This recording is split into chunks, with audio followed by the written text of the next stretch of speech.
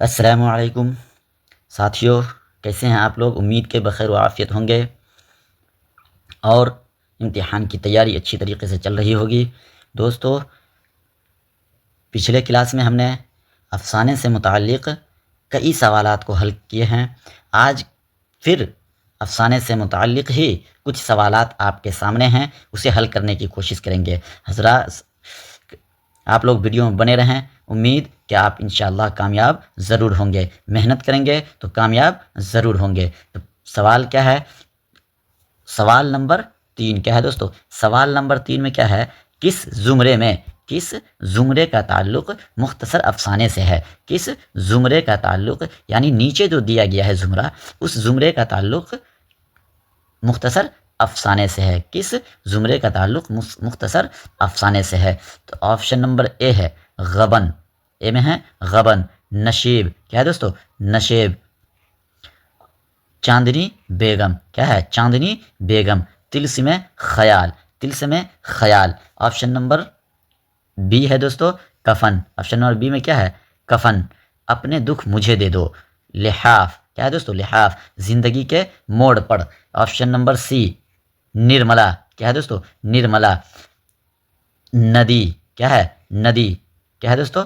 नदी है। क्या है? नदी है। शिकस्त है। ख़यालिस्तान है। ऑप्शन नंबर डी है एक चादर मैली सी। एक चादर मैली सी। उदास नस्लें। काली शलवार। दो बैल। तो ये 4 ऑप्शन को हमने देख लिया, समझ लिया। तो क्या है, कौन सा ऑप्शन सही हो जाएगा दोस्तों? आप बताएं कौन सा ऑप्शन सही हो जाएगा? ऑप्शन नंबर ए सही नहीं होगा, गलत हो जाएगा। ऑप्शन नंबर ए गलत हो जाएगा। क्यों गलत होगा? कि गबन है। क्या है? गबन। ये गबन क्या है साथियों? ये गबन क्या है? आप बताएं, ये गबन क्या है? गबन प्रेमचंद का नावल है। क्या है दोस्तों? नावल है। ये नावल कब लिखी गई है? 1930 ईस्वी को लिखी गई है। क्या है दोस्तों? 1930 ईस्वी को ये नावल लिखी गई है। 1930 ईस्वी को। क्या है? गबन है। गबन है। तो सवाल ये है कि किस ज़ुमरे का ताल्लुक़ मुख्तसर अफ़साने से है? क्या है दोस्तों? मुख्तसर अफ़साने से है। किस ज़ुमरे का ताल्लुक़, यानी ऐसा ज़ुमरा आपको चुनना है, ऐसा ज़ुमरा ऑप्शन को आप सेलेक्ट करना है जिसमें तमाम के तमाम तख्लीक़ का ताल्लुक़ क्या चीज़ से हो? वो अफ़साने से हो। तो गबन नहीं, ऑप्शन नंबर ए गलत इसलिए हो जाएगा कि गबन क्या है? एक नावल है, मुंशी प्रेमचंद की लिखी हुई है। मुंशी प्रेमचंद ने इसे 1930 ईस्वी में गबन लिखा है। ये नावल है, ये अफ़साना नहीं है, इसलिए ये गलत हो जाएगा। उसके बाद नशेब है। क्या है दोस्तों? उसके बाद नशेब है। तो नशेब क्या है? नशेब भी एक तरह का नावल है।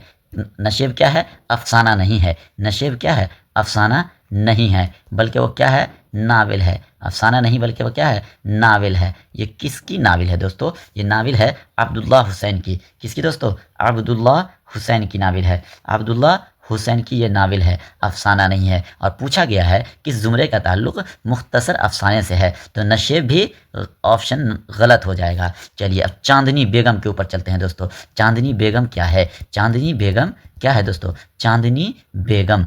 चांदनी बेगम ये भी एक नावल है। ये भी क्या है? नावल है, अफ़साना नहीं है। इसलिए हमको इसमें दिमाग नहीं लगाना है। इस ऑप्शन का सही नहीं, इस क्वेश्चन का आंसर चांदनी बेगम वाला नहीं हो सकता है। क्यों? इसलिए कि ये नावल है। ये नावल 1900, ये चांदनी बेगम क्या दोस्तों? चांदनी बेगम। चांदनी बेगम।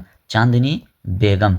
चांदनी बेगम कब लिखी गई है? ये चांदनी बेगम 1990 ईस्वी को लिखी गई। कब दोस्तों? 1990 ईस्वी को लिखी गई है। किसने लिखी? तो कुर्रतुल आइन हैदर। किसने लिखी है दोस्तों?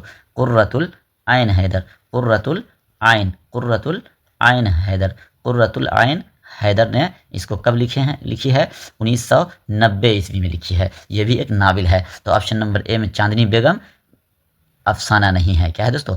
अफ़साना नहीं है। चलिए अब चलते हैं तिलस्म ख़याल की तरफ। तिलस्म ख़याल, ये तिलस्म ख़याल क्या है दोस्तों? ये तिलस्म ख़याल क्या है? ये भी अफ़साना नहीं है। अफ़साना, ये अफ़साना, ये तिलस्म ख़याल अफ़साना, ये नावल नहीं है, बल्कि अफ़सानवी मजमुआ है दोस्तों। क्या है? अफ़सानवी मजमुआ है। अफ़सानवी मजमुआ है। किनका है?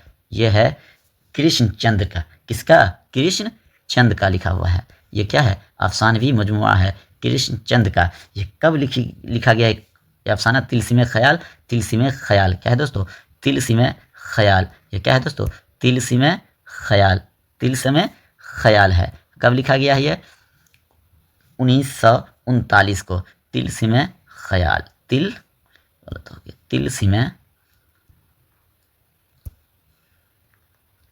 तिलस्म ख्याल क्या है दोस्तों? तिलस्म ख्याल 1939 ईस्वी को कृष्णचंद्र ने लिखा। किसने लिखा दोस्तों? कृष्णचंद्र। कृष्णचंद्र ने लिखा है। और इनका पहला अफसानवी मजमुआ क्या है दोस्तों? पहला अफसानवी मजमुआ कृष्णचंद का पहला अफसानवी मजमुआ है। लेकिन कृष्णचंद का सबसे पहला नावल कौन सा है? शिकस्त है। क्या है दोस्तों? कृष्णचंद का सबसे पहला नावल क्या है? वह है शिकस्त। लेकिन पहला अफसानवी मजमुआ क्या है? वह है तिलस्म ख्याल। वो क्या है? तिलस्म ख्याल। तो ये अफसाना तो है, ये अफसानवी मजमुआ तो है, लेकिन इस ऑप्शन में चांदनी बेगम नावल है, नशेब नावल है, गबन नावल है, इसलिए ऑप्शन नंबर ए करेक्ट नहीं होगा, गलत हो जाएगा। चलिए ऑप्शन नंबर बी में चलते हैं। ऑप्शन नंबर बी, इसको हम बाद में देखते हैं, पहले चलते हैं ऑप्शन नंबर सी में। निर्मला क्या है दोस्तों? निर्मला। निर्मला क्या है? निर्मला भी एक नावल है। निर्मला क्या है? नावल है। निर्मला नावल है। किसका है? प्रेमचंद का नावल है निर्मला। क्या दोस्तों? प्रेमचंद का नावल निर्मला है। कब लिखी गई है? 1929 ईस्वी को। कब लिखी गई है? 1929 ईस्वी को। दूसरा इसमें है नदी। नदी क्या है दोस्तों? नदी भी एक नावल है। नदी क्या है? नावल है। नदी नावल है जो शमूइल अहमद की लिखी हुई है। किसकी दोस्तों? शमूइल अहमद की लिखी हुई है। शमूइल अहमद की लिखी हुई है। और तीसरा में क्या है? शिकस्त है। क्या है दोस्तों? शिकस्त। तो शिकस्त क्या है? ये भी एक नावल है। शिकस्त क्या है दोस्तों? ये भी एक नावल है। शिकस्त एक नावल है। ये भी कृष्णचंद्र की लिखी हुई है नावल है। ये क्या है? कृष्णचंद्र ने लिखी है शिकस्त को। किसको दोस्तों? शिकस्त को। शिकस्त के हवाले से मैं आपको बतला दूं कि एक कश्मीर के एक होटल में, किसके दोस्तों? कश्मीर के एक होटल में कृष्णचंद्र ने सिर्फ 21 दिन में, सिर्फ कितने दिन में? 21 दिन में। कितने दिन में दोस्तों? 21 दिन में ये नावल को मुकम्मल कर लिए थे। कृष्णचंद्र ने कितने दिन में? सिर्फ 21 दिन में मुकम्मल कर लिया था। किसने? कृष्णचंद्र ने। किसको? शिकस्त जैसे नावल को। किसको दोस्तों? शिकस्त जैसे नावल को। चलिए अब है ख्यालिस्तान। क्या है दोस्तों? अब आगे है ख्यालिस्तान। ख्यालिस्तान ये सज्जाद हैदर यलतरब की। यह है ख्यालिस्तान। किसकी है? ख्यालिस्तान। ये किसकी है? सज्जाद हैदर यलदरम की है दोस्तों। किसकी? यलदरम की लिखी हुई है, जिसमें इंशाइये भी है और इंशाइये लतीफ़ इंशाइये मुख्तसर अफसाने भी शामिल है। ये किसकी तखरीक है? ये सज्जाद हैदर यलदरम की है। कौन सी? ख्यालिस्तान। क्या है दोस्तों? ख्यालिस्तान। ऑप्शन नंबर डी पे चलते हैं। एक चादर मैली सी। क्या है दोस्तों?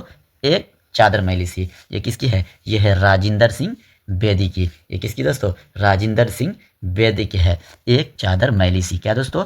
एक चादर मैली सी। एक चादर मैली सी किसकी?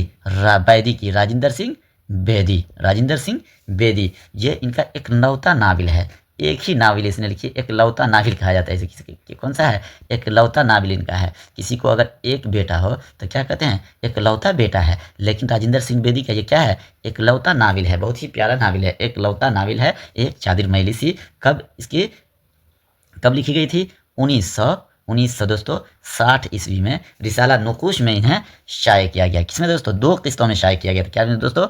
2 किस्तों में एक चादर मैली सी को शाये किया गया था रिसाला नुकूश में। किसमें दोस्तों? रिसाला नुकूश में। ये एकलौता नावल है। एकलौता नावल इसलिए कि राजिंदर सिंह बेदी ने एक नमक के नाम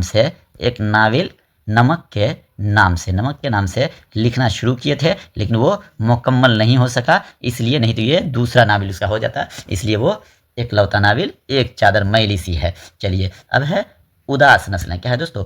उदास नस्लें। क्या है? उदास नस्लें। तो उदास नस्लें जो है अब्दुल्ला हुसैन की है। ये अब्दुल्ला हुसैन की क्या है? उदास नस्लें अब्दुल्ला हुसैन की नावल है। उदास नस्लें ये भी अफसाना अफसानवी मजमुआ है नहीं, ये भी सब नाविल है, सब नाविल है दोस्तों। क्या है? नाविल है। अब्दुल्ला हुसैन की है उदास नस्लें।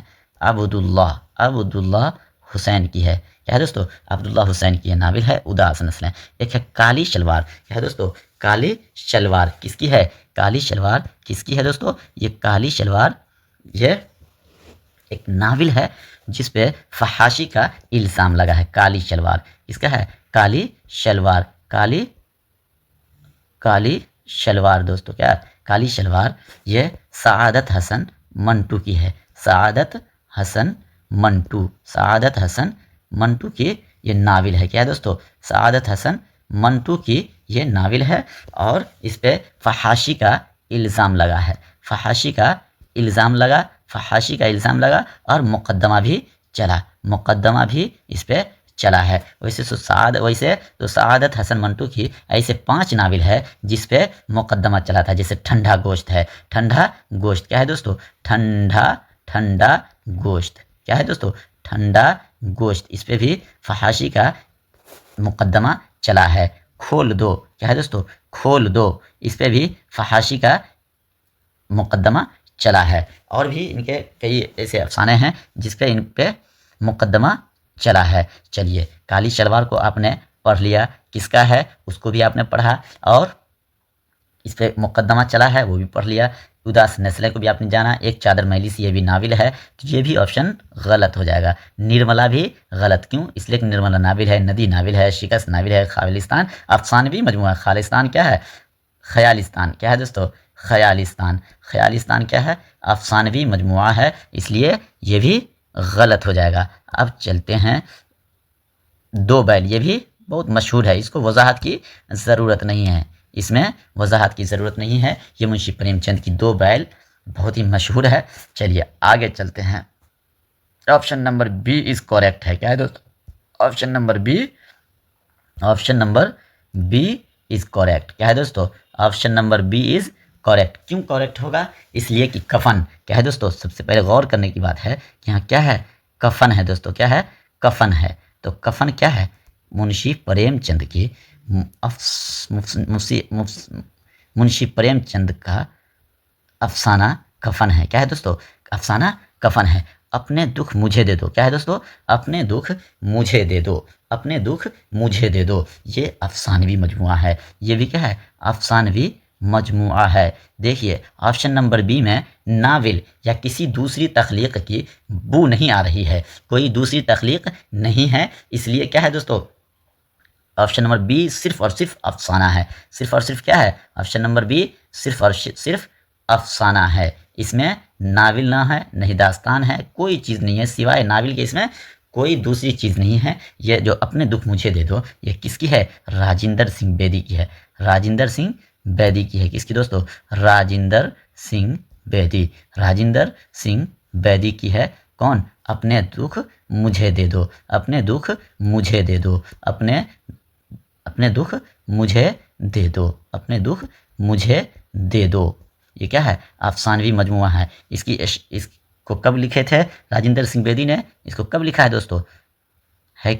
इसको लिखा है राजिंदर सिंह बेदी ने 1965 ईस्वी को। अपने दुख मुझे दे दो को कब लिखा है? 1965 ईस्वी को लिखा है राजिंदर सिंह बेदी। चलिए, जब राजिंदर सिंह बेदी है तो ये ऐसी शख्सियत है, इसके हवाले से एग्ज़ाम में अक्सर पूछा जाता है कि इसकी पैदाइश कब हुई थी। पैदाइश कब हुई थी दोस्तों? इसकी पैदाइश कब हुई थी? तो 1915 ईस्वी को लाहौर में पैदाइश हुई थी। कहाँ हुई थी? लाहौर में हुई थी। और इसकी वफ़ात कब हुई थी? तो आपको मालूम होगा कि 10th क्लास में ही हम लोग इसको पढ़े थे। इसको कब पढ़े थे? 10th क्लास में, कि मुंबई में इनका इंतकाल हुआ था 1984 ईस्वी को। कब हुआ था दोस्तों? 1984 ईस्वी को ये इंतकाल कर गए थे। कौन? राजिंदर सिंह बेदी, जिसने इसमें क्वेश्चन में जो अपने दुख मुझे दे दो है उसको अफसानवी मजमुआ लिखा है। और उसके बाद क्या? लिहाफ, क्या है दोस्तों? ये किसकी है? किसका अफसाना है? ये भी एक अफसाना है। ज़िंदगी के मोड़ पर, ये भी अफसाना है। यानी कफन भी अफसाना है, अपने दुख मुझे दे दो ये भी अफसाना ही है, अफसानवी मजमुआ है। लिहाफ ये भी अफसाना है। ज़िंदगी के मोड़ पर, क्या है दोस्तों? ज़िंदगी के मोड़ पर, ये भी अफसानवी मजमुआ है। ज़िंदगी के मोड़ पर, तो ये लिहाफ जो है किसका है, मैंने अभी आपसे पूछा कि लिहाफ किसका है दोस्तों, ये लिहाफ है इस्मत चुगताई का। किसका है दोस्तों, इस्मत चुगताई का क्या है, लिहाफ। 1942 ईस्वी में इस पर भी मुकदमा चला है, फहाशी का इल्ज़ाम लगा था। 1900 क्या है दोस्तों, 1942 ईस्वी में, क्या दोस्तों, 1942 ईस्वी में इस पर यानी लिहाफ पर, लिहाफ अफसाना है, इस पर 1942 ईस्वी में फहाशी का इल्ज़ाम लगा और मुकदमा भी चला। इल्ज़ाम मुकदमा चला कब, 1942 ईस्वी में। चलिए अब आगे बढ़ते हैं, और लिहाफ को भी समझ लिया हमने, और ज़िंदगी के मोड़ पर, ये भी अफसानी मजमूआ है, इसलिए option number B is correct हो जाएगा दोस्तों। क्या होगा, इसलिए कफन भी अफसाना है, अपने दुख मुझे दे दो ये अफसाना है, लिहाफ भी अफसाना है, ज़िंदगी के मोड़ पर ये भी अफसाना है, कुल के कुल इसमें अफसाना है। इसलिए किस ज़ुमरे का ताल्लुक मुख्तसर अफसाने से है, तो अगर ऑप्शन नंबर ए पे हम नज़र दौड़ाते हैं तो देखते हैं कि उसमें नाविल शामिल है। ऑप्शन नंबर सी में, इसमें भी नाविल शामिल है। ऑप्शन नंबर डी, इसमें भी नाविल शामिल है। लेकिन अगर कोई प्योर इसमें खालिस सिर्फ और सिर्फ अफसाना है तो वो ऑप्शन नंबर बी है। Option number B is correct होगा, ज़िंदगी के मोड़ पर। ज़िंदगी के मोड़ पर ये किसका अफसानवी मजमुआ है दोस्तों, कि ये किसका अफसानवी मजमुआ है, ये है कृष्णचंद का। क्या है दोस्तों, ये कृष्णचंद का है। किसका दोस्तों, कृष्णचंद का। कृष्णचंद का जब बात आ गई है कृष्णचंद की, तो कृष्णचंद की पैदाइश कब हुई थी दोस्तों, कोई आप में से किसी को याद है, आप 10th के क्लास में पढ़ चुके हैं कृष्णचंद के हालात, और वो कब पैदा हुए वो उसको भी आपने पढ़ा होगा। अगर आपको याद होगा 10th क्लास में तो आपको अभी बताना चाहिए, कमेंट बॉक्स में आप बताएंगे कब पैदा हुए थे। 1914 ईस्वी को कब पैदा हुए थे दोस्तों, 1914 ईस्वी को पंजाब, कौन किस रियासत में, पंजाब में ये पैदा हुए थे। अब बात आई है वफ़ात कब हुई थी, 1977। कब हुई थी दोस्तों, 1977 को। कहाँ, तो ये भी जहाँ राजेंद्र सिंह बेदी की वफ़ात हुई थी, जहाँ राजेंद्र सिंह बेदी की वफ़ात हुई थी 1914 ईस्वी को। कहाँ हुई थी कृष्णचंद की वफ़ात, मुंबई में। अभी बताया आपको, राजेंद्र सिंह बेदी भी मुंबई में 1984 को राजेंद्र सिंह बेदी, और 1977 को, कब दोस्तों, 1977 को कृष्णचंद की वफ़ात हुई थी। चलते हैं, तो दोस्तों एक सवाल को हल करने में कितना वक्त लगा और कितने सवाल इसमें हल हो गए, कि अगर एक नंबर का सिर्फ पूछा जाए, गबन क्या है, तो नाविल है। गबन क्या है, नाविल है। नशेब क्या है, नाविल है। ये किसकी है, कृष्णचंद की। ये चांदनी बेगम क्या है, नाविल है। किसकी, कुर्रतुल आइन हैदर की। तिलसिमे ख्याल क्या है, कृष्णचंद की अफसानवी मजमुआ है। कफन क्या है, अफसाना है। अपने दुख मुझे दे दो, ये भी अफसानवी मजमुआ है। किसकी, राजेंद्र सिंह बेदी की। लिहाफ क्या है, अफसाना है, जिस पे फहाशी का इल्ज़ाम लगा था 1942 ईस्वी को। ज़िंदगी के मोड़ पर, ज़िंदगी के मोड़ पर इसकी इशाअत कब हुई थी, ये कब लिखी गई थी दोस्तों, ये 1943 ईस्वी को लिखी गई थी। निर्मला क्या है, ये भी ये नाविल है। नदी क्या है, नाविल है। शिकस्त क्या है, नाविल है। ख्यालिस्तान क्या है, नाविल है। एक चादर मैली सी, ये भी नाविल है। उदास नस्ल है, ये भी नाविल है। काली शलवार, ये अफसाना है। दो बैल अफसाना है। ये सब अफसाना तो है, लेकिन इसमें नाविल भी शामिल, इसलिए करेक्ट नहीं होगा। लेकिन कितने सवालात हल हो गए, देखिए कॉन्सेप्ट क्लियर होना मतलब है आपको सवालात ज़्यादा सरसरी तौर पर, अगर सवालात को हम हल कराते चले जाएं, आपकी तैयारी नहीं होगी, आपकी तैयारी नहीं होगी। सवालात को सरसरी तौर पर एक मतलब पढ़े, उसका ऑप्शन सही बताए, आगे बढ़ गए, इससे तैयारी आपकी नहीं होगी भी तो सिर्फ 2 मिनट के लिए तुरंत आप उसे भूल जाइएगा। लेकिन जब उस सवाल पे जितने सवालात अखज़ हो सकते थे उसको आपके सामने मैंने रखा, इंशाल्लाह अगर वीडियो को देखेंगे, इसको समझेंगे, इसको लिख करके याद करेंगे, तो हम उम्मीद रखते हैं कि आप ज़रूर एग्ज़ाम में कामयाब होंगे, अच्छे नंबर से कामयाब होंगे। तो चलते हैं, तब तक के लिए खुदा हाफिज़। अगर वीडियो क्लास आपको अच्छा लगा हो तो आप इसे लाइक करेंगे, सब्सक्राइब कर देंगे, और जो साथी हमारे इस चैनल पे नए हैं वो सब्सक्राइब करें और बेल आइकन को दबाना ना भूलें। अगर बेल आइकन दबा देते हैं तो अगर हम वीडियो क्लास अपलोड करते हैं तो उसका नोटिफिकेशन आपको ज़रूर मिलेगा। चलिए चलते हैं, खुदा हाफिज़। खुदा हाफिज़।